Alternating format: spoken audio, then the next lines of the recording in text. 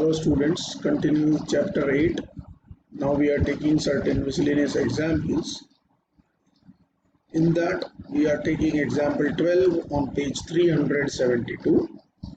What it says, we have to find the area of the region bounded by the line y is equals to 3x plus 2 x-axis and the ordinates x is equals to -1 and 1. So -1 से 1 के बीच में हमें इसका area find करना है, हमने ले लिया.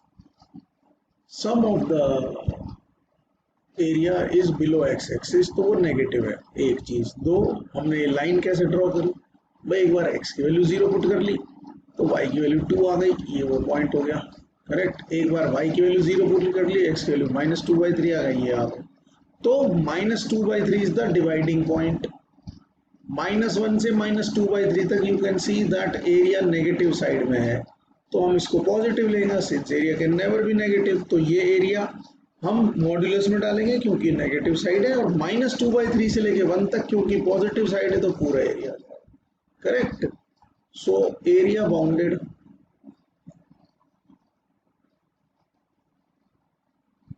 इज इक्वल्स टू -1 से लेके -2/3 तक y of line that is 3x + 2dx. और इसको मॉडुलस में लेंगे. आप अगर चेक करना चाहें तो जब आप इसका एरिया निकालेंगे ना तो आप देखेंगे कि माइनस में आ रहा है.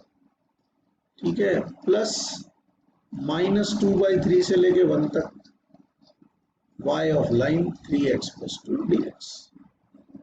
अब ये जो अपन देख रहे हैं ये मॉडुलस में रखना है अपने को. ठीक है ना, ध्यान रखना. कितना आ रहा है ये आ रहा है 3x²/2 प्लस 2x लिमिट -1 से -2/3 तक, ये तो मॉडुलस में. प्लस इसकी तो कोई दिक्कत ही नहीं है, 3x²/2 प्लस 2x, ये अपने को लिमिट लेनी है -2/3 से लेके 1 तक. I hope you will be able to solve it further. मुझे कोई करने की जरूरत नहीं पड़नी चाहिए, आप इसको सॉल्व कर पाएंगे. Okay. Now we will be doing next part. Now let us take example 13 which says we have to find the area bounded by the curve y is equals to cos x between 0 to 2 pi. तो since we know cos की values for different angles, कभी भी जरूरत नहीं पड़ती, लेकिन cos की value 0, π/2, pi, 3π/2 और 2 pi के लिए देख लेते. cos 0 is 1, तो लिख दो. cos π/2 is 0, cos pi is -1, cos 3π/2 is 0 and cos 2 pi is again 1. So ये एक पीरियोडिक फंक्शन है जो अपनी वैल्यूज को आपस में रिपीट करता है. तो ये cos x की वेव बन गई. Now the area above the x axis is positive whereas the area below the, ये वाला जो एरिया ना, ये दिस इज नेगेटिव. ये नेगेटिव है, तो पॉजिटिव साइड का एरिया लेना है कि नेगेटिव लेना है. अगर हम एग्जैक्टली पॉजिटिव साइड और नेगेटिव साइड को देखें तो चार ये सेमी सर्कल जैसे क्वाड्रेंट टाइप्स बन रहे हैं, और ये 2 क्वाड्रेंट नेगेटिव है ऊपर और 2 क्वाड्रेंट, ये समझो क्वाड्रेंट जैसा फिगर बनता है, तो ये पॉजिटिव है, तो एरिया जाएगा 0. But what we have to do, we have to find the area, total area which has to be positive. तो एक्स एक्सिस के नीचे जितना भी एरिया है वो सारा हमें मॉडुलस में लेना पड़ेगा, और एक्स एक्सिस के ऊपर वाला एरिया हमें पॉजिटिव लेना पड़ेगा. So it can be divided into 3 parts. Area bounded will be, कैसे लिखेंगे, 0 से π/2 तक तो cos x dx, ये तो पॉजिटिव है. ठीक है. फिर π/2 से लेके और 3π/2 तक ये cos x, ये है नेगेटिव साइड का एरिया. करेक्ट. इसको अपने को मॉडुलस डालना चाहिए. प्लस 3π/2 से लेके और 2 pi तक वापस से cos x dx. ठीक बात है. अगर हम ये एरिया फाइंड कर लेते हैं तो definitely we will be able to find the total area. ठीक है जी. cos x का डिफरेंस है इंटीग्रल sin x होता है, तो हमने लिख दिया sin x. ठीक है ना.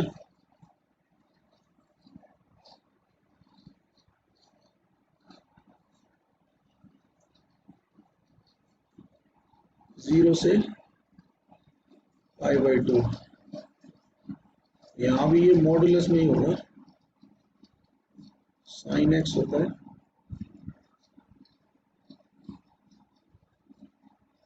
π/2 से 3π/2 तक, मॉडुलस में है, और प्लस ये है sin x 3π/2 से लेके और 2π तक। I hope you will be able to put the values and solve the answer. So you have to solve it further. Okay. So please remember, x axis के नीचे का जितना भी एरिया आता है वो हमारा नेगेटिव होता है, हमें उसको मॉडुलस में लेना होता है। In both the examples we have seen this only. Okay. Now let us take the next. So example 13. Since example 13 has been written 2 times, so I am writing example 13 second part. It says prove that curve y is equals to 4x, x is equals to 4y, divide the area of the square bounded by x is equals to 0 यानी कि y axis, x is equals to 4 ये रही line हमारी, y is equals to 4 ये रही line हमारी, and x y is equals to 0 यानी कि x को 3 इक्वल पार्ट्स में डिवाइड करता है, 3 इक्वल पार्ट्स में डिवाइड करता है, ऐसा अपने को देखना है। ठीक है, अपन इसको 3 डिफरेंट कलर्ड एरियाज में डिवाइड करके दिखा रहे हैं।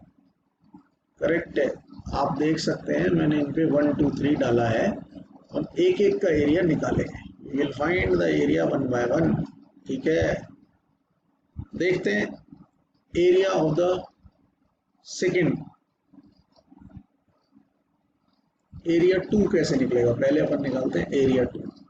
ठीक, कैसे निकलेगा, ये जो कर्व है हमारा parabola x square is equals to 4y, इसने 0 से लेके 4 तक जितना एरिया बाउंड किया वो हमने ग्रीन कलर से रिप्रेजेंट किया। करेक्ट है, ये हो जाएगा 0 to 4 x ऑफ, अब हम इसको क्या बोले, हम इसको बोलते हैं पैराबोला 2 और इसको बोलते हैं पैराबोला 1। ठीक है, x of p1 sorry y of y, dependent variable तो y है ना, सो y of p1 dx which is 0 to 4 y of p1, इसका y कितना होगा x square by 4 dx। Correct है ना, यही होगा, और ये इंटीग्रल कितना होगा x cube upon 3 into 4, limit आ रही है अपनी 0 से लेके 4 तक। करेक्ट, वैल्यूज पुट करें, ये हो जाएगा 4 क्यूब बाई 12 माइनस 0, और ये आ गया जी 16 बाई 3 स्क्वायर यूनिट्स। सो ये एरिया 2 आ गया अपने पास, जो हमने ग्रीन कलर से रिप्रेजेंट किया है। Correct, now what about area 3, या एरिया 3 कैलकुलेट कर लेते हैं। अपन इनको कुछ भी नाम दे सकते थे, 1 2 3 ABC कुछ भी। एरिया 3 ऑरेंज कलर में रिप्रेजेंटेड है, कैसे कैलकुलेट होगा भैया, अगर मैं x एक्सिस के रेस्पेक्ट में y square equals to 4x निकालूंगा तो पूरा एरिया आ जाएगा नीचे का, हमको वो नहीं चाहिए। करेक्ट है, हम क्या करते हैं, इंस्टेड ऑफ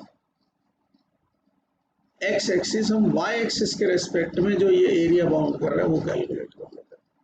तो ये हो गया 0 to 4 ही रहेगा, x of p1 p2 dy, y axis के रेस्पेक्ट में y square equals to 4x, parabola 2 ने जो एरिया बाउंड किया है this is represented in orange colour.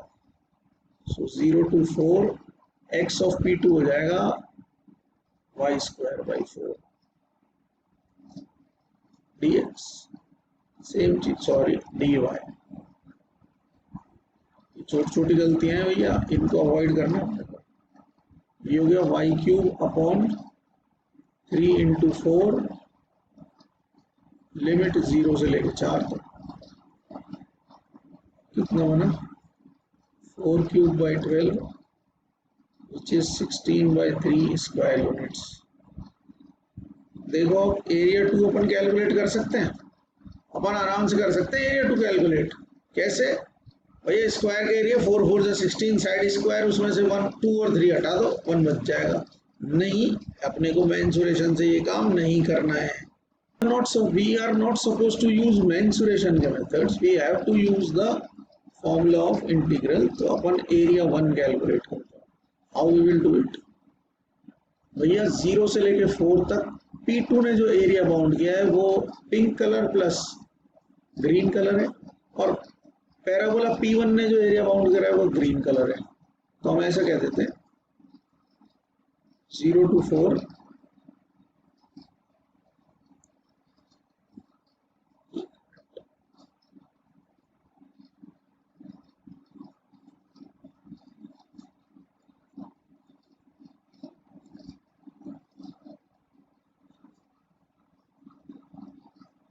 0 to 4 y of P2 dx minus 0 to 4 y of P1 dx. Correct है. इसका y कितना होगा? ये हो गया हमारा 2 under root x d x minus 0 से 4 y ऑफ P1, ये हो जाएगा x square by 4 d x. ठीक बात है. कैसे कैलकुलेट होगा ये? 2 इंटू एक्स की पावर 3/2 अपॉन 3/2. लिमिट है 0 to 4 माइनस ये तो वही हो गया X cube by 3 into 4. Limit आ गई 0 to 4. करेक्ट है.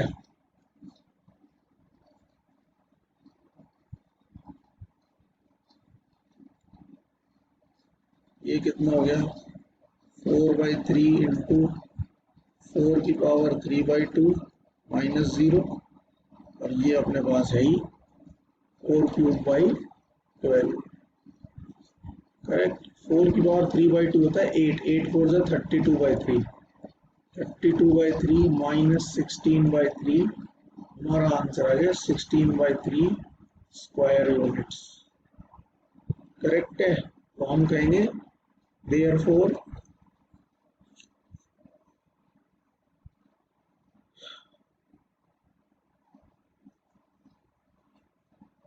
area bounded by